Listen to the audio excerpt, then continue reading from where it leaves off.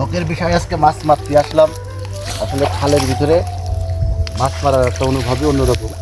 তো এখনো একটা মাছও পাইনি। যে ঠান্ডা পানি, বাবা জীবনে ফার্স্ট টাইম আসলাম মাছ মারতে। তো এর ভিতরে এই ঠান্ডার ভিতরে মাছ মারাটা যে কি একটা আনন্দ, তো সেটা যারা খালে মাছ ধরেন তারা অবশ্যই বুঝবেন, জানবেন।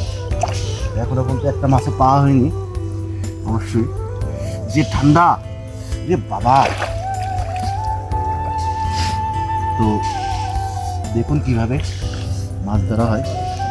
এখনো পর্যন্ত একটা মাছও পাই নাই।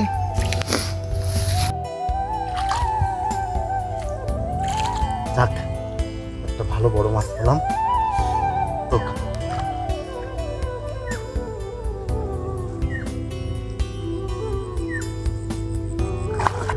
ভাই কর্টিক মাছ পাইছেন?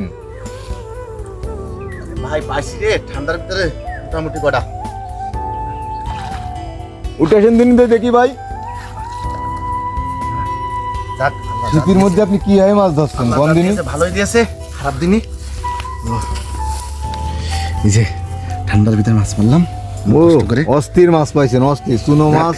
মাশাল্লাহ মাশাল্লাহ, আল্লাহর বরকত।